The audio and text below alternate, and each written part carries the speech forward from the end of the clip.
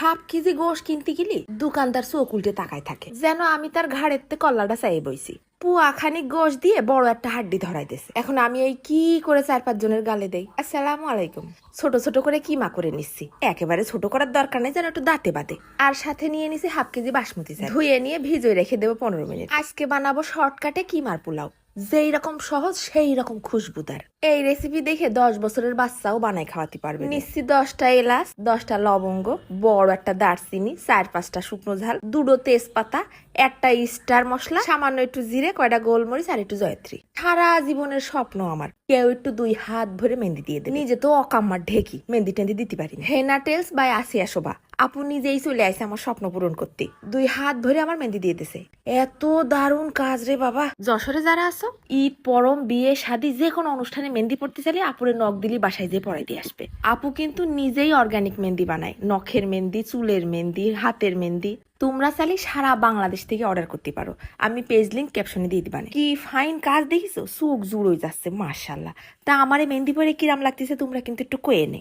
আমার কিন্তু একটু বিশ্বাস হচ্ছিল না যে এটা আমার হাত, বারবার তাকায় তাকায় দেখছিলাম। এইবার কড়াইতে দিয়েছি 2 টেবিল চামচ সয়াবিন তেল, তারপর দিয়ে দিছি অল্প কটা পেঁয়াজ কুচি। পেঁয়াজটা লাল হয়ে আসা শুরু করলে ওই শুকনো মশলাগুলো ঢেলে দিলাম। এবার সব সুন্দর করে ভাজা ভাজা করে নেব। তারপর দিয়ে দিছি 2 টেবিল চামচের মতো আদা রসুন বাটা আর 10-12টা কাঁচা ঝাল ছেঁচে দিছি।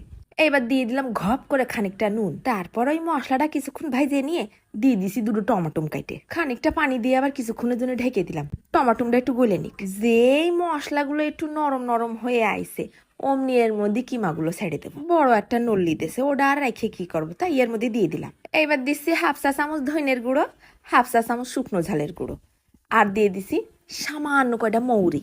এরপর দিলাম 1 চা চামচের মতো গরম মশলার গুঁড়ো। এই যা, সেই টক দই দিতে ভুলে গেছি। 3 টেবিল চামচের মতন টক দই দিলাম ভরে ভরে। মশলাপাতিগুলো গোশের সাথে ভুনে নিয়ে গরম পানি ঢেলে দিছি। এই কিমাগুলো কিন্তু সিদ্ধ হতে বেশি সময় লাগবে না, 10-15 মিনিট।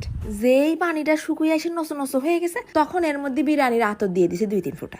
তারপর চালটা পানিতে ছাইকে নিয়ে গোশের ভিতরে ঢেলে দিলাম। এইবার কিন্তু খুব নরম করে হাতে মেহেন্দি লাগাই নাড়তে হবে না, নাই বাসমতি চাল ভাঙে নাজির চাল হয়ে যাবে না। যেই গ্লাসের 3 গ্লাস চাল নিছি সেই গ্লাসের 5 গ্লাস গরম পানি দিছি। এবার ঢাকে দিয়ে পাশের চুলোয় 2 টেবিল চামচ সয়াবিন তেল গরম দিছি। তার মধ্যে প্রায় 1 মুঠ খানিক পেঁয়াজ কুচি ফাইন করে লাল লাল করে ভাইজে নেব। এদিকে ভাতের পানিটাও শুকোয় আইছে। এই ফাঁকে একটু নুন টুন যা চেক করার দেখে আবার একটুখানি দিয়ে দিলাম। আর ওই যে পেঁয়াজটা ভাজা হলে তেল পেঁয়াজ সব একসাথে এর উপরে দিয়ে দিছি। উপর দিয়ে আবার একটু ধনেপাতা কুচি করে ছিটিয়ে দিলাম।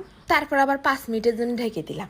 এইবার ঢাকনাটা খুলে একেবারে আলতো করে নেড়ে ছেড়ে সব মিশাই দেবো। প্যাকেট মশলা টসলা ছাড়াই যে একটা ঘিরান বের হইছে রে বউ, ধুমা ওঠা গরম গরম কিমার পোলাও।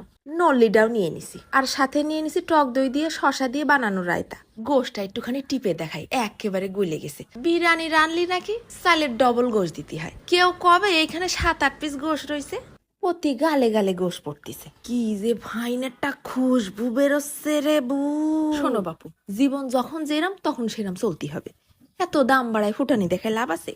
1 পোয়া গোশে 4-5 জন খাওয়া যাচ্ছে, এসে আর কি লাগে। তারপর ওই নলিটা নিয়ে একটু আছাড় বিছাড় দিলাম, ভিতরতে দেখলাম গাদা খানিক ক্যালসিয়াম পড়লো। ও টেস্ট হয়েছে একেবারে একের। তা আজকের কি মার পোলাওটা তোমাদের কিরকম লাগিছে তোমরা কিন্তু কমেন্ট করে জানাই না। আজকে চলে যাচ্ছি, ধন্যবাদ।